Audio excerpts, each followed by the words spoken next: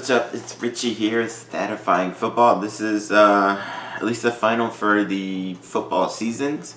This is for the Super Bowl. The Kansas City Chiefs taking on the Tampa Bay Buccaneers. I'm a Bucs fan, so I'm trying not to be biased with this, but let's see what I think. So the NFC Championship game and the AFC Championship game leading up to the Super Bowl, the Bucs sprang out to a big 28-10 lead, held on to beat Green Bay 31-26. Brady, he had 280 passing yards, 3 touchdowns. He did have a bad kind of second half where he threw 3 interceptions pretty much on 3 straight drives. People keep focusing on that, but they keep forgetting that he did throw for 280 yards and 3 other touchdowns. One was set up by a defensive turnover, of course, but and another one was set up by to make it like a short field right before halftime, but he still got it, and he still led them to a huge field goal at the end to go up by 8 and to run out the clock. Chris Godwin had 5 catches for 110 yards. The defense had 5 sacks in the game. Shaq Barrett had 3. Jason Pierre-Paul had 2. To me, the biggest key to that game was really Vita Vea. He was hurt in Week 5 against Chicago. They thought he wouldn't play all the rest of the season. He was able to grind it out and get back healthy. They thought he'd play maybe 15 snaps. He played 33 snaps. Even though he didn't have a tackle or he didn't record a statistic, at least 2 of the sacks that we got were because of him. He's able to push the center or guard pretty much up into the quarterback's face, forcing him to go right or left. And if you do that, you're going straight into Shaq Barrett or straight into JPP or straight into whatever blitzer might be coming. And 2 of those sacks at least were directly because Vita Vea was able to get the push up front, forced him into a sack. And I think that's a big game. He did not play the first time that the Bucs played the Chiefs earlier this season in Week 12. So that's a big key back there. And Jamel Dean coming back. He didn't play in that. He's one of the Bucs corners. He did not play in that first game either. KC, they beat Buffalo. I mean, they beat them 38-24, but they still gave up a lot of yards. Buffalo was able to move it all over on them. Twice, Buffalo got inside the 10 and was only to get field goals. The Bucs will get touchdowns. Their red zone offense has been really good, especially in the postseason, in terms of getting touchdowns, not just scores, but they're maximizing it for the most. In that game, Mahomes, 325, 3 touchdowns. Tyreek Hill, 9 catches, 172. Travis Kelce, 13 catches, 118 yards, and 2 touchdowns. Defensively, they had 4 sacks in that game. A lot of people will say stuff about it. Josh Allen, he can run really well. He sucks, though. And especially he sucks at holding on to the ball too long, trying to make a play.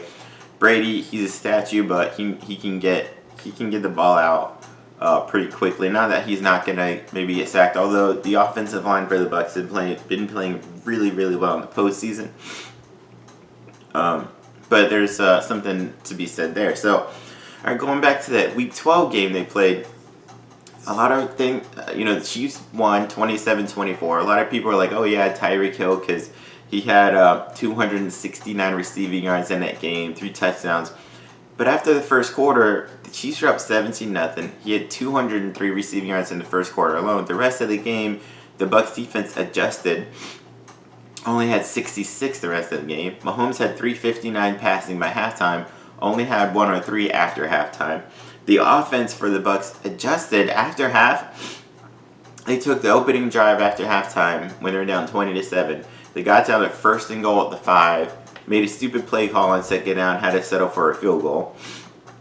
And the next drive, they got right into the cusp of field goal range, and Brady does throw an interception, but they're able to hold the Chiefs then.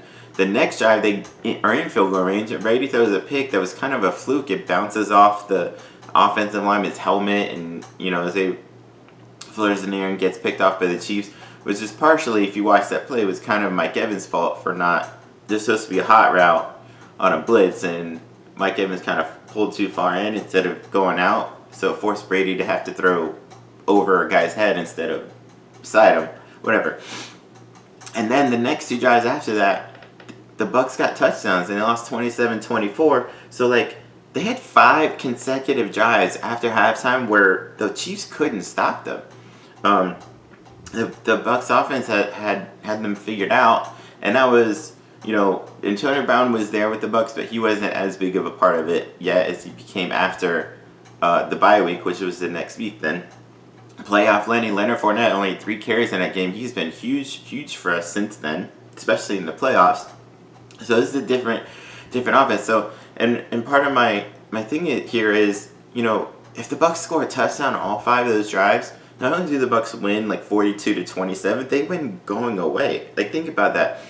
The 203 receiving that Tyreek Hill had in the first quarter is 3rd most all time in a quarter. The 269 in a game is 14th most all time in a game. The 359 that Mahomes had in the first half is the most in 30 years and one of the best halves in NFL history. And yet they still only scored 27. They still only won by 3. They had to convert a 3rd and 7 with a minute 15 left in the game just to ice the game and kneel it out. Like, the Chiefs basically had to play, and they forced Brady into 2 turnovers, right? Like, they had to play like the best game statistically maybe of all time and still almost lost, right? And that was, like I said, without our starting defensive line and one of our corners, and without the offensive production that's been there since that game. So that's why I keep going in my head, like, the Chiefs are, and look at the odds.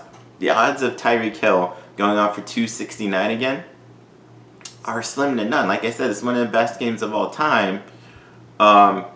So, and it's Tyreek Hill. He could do it. He only had 100-yard games in the season, in the regular season as well. So he can. And Travis Kelce had 8 for 82. That's fine, but that's not good for Kelce. He didn't have a touchdown. It was pretty much Tyreek Hill, and that was the first quarter. Like I said, the defense adjusted. Not that the Chiefs can't readjust and do whatever. Of course, it's the Chiefs. But I mean, I just have a feeling like maybe the Bucs are just the better team. Like, yeah, Chiefs had one good quarter, but everybody's looking at it. Plus, the Chiefs are down 3 starting offensive linemen. Well, really 2, but down there, not just linemen, 2 good tackles. One, Eric Fisher, he's a Pro Bowl, 2-time Pro Bowl tackle against this defensive line and his defense coming in. Another thing too, Casey had 10 penalties in that game. Bucs had 8, which was kind of high, but the Chiefs are like the 4th highest penalized team in the league, and the Bucs are technically in the middle, but at week 5 against the Bears, they were the most penalized team in the league. Since then, they're the 2nd least penalized team in the league, right? So the Chiefs, it's kind of glossed over for the Chiefs because of their offense. They get penalized, they can get it back. But if they get penalized against the Bucs in the Bucs home stadium, weirdly, and that's more legitimate passing downs. For KC, against that defensive line, if they're penalized and then have to worry about it, because the Bucs have the #1 run defense in the league by far. They're probably not going to run too much or going to even try. If they do, it's a wasted down for KC.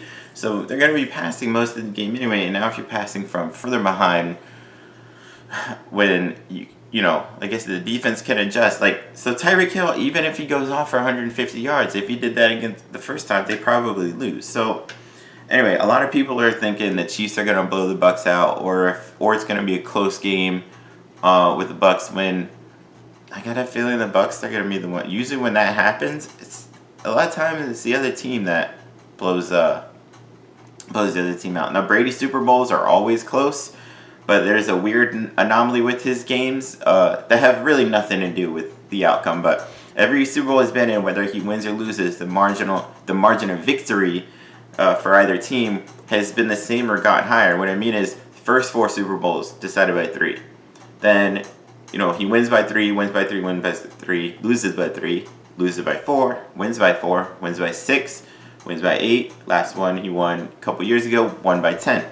So, if that holds true, just for a weird statistical anomaly, I'm gonna go with the Bucs win 41-27. I think the Bucs get enough stops, and the Chiefs defense really is not that good. I've been saying it all year. They're like in 16th or something. They're like in the middle. Bucs defense is good, especially run, and overall defense. Excuse me. And I think Brady gets another Super Bowl, gets his 7th. I think he maybe wins MVP. Throws for like 400 yards, 4 touchdowns, Brady sneak touchdowns, something like that. Maybe not that much, but anyways, I got the Bucs winning pretty big. So that's just my feeling. I could be totally off. If I'm off, egg will be on my face, but whatever. That's my feeling. So that's my pick for Super Bowl. Check out all my other videos, and maybe I'll do something for the draft later. Peace.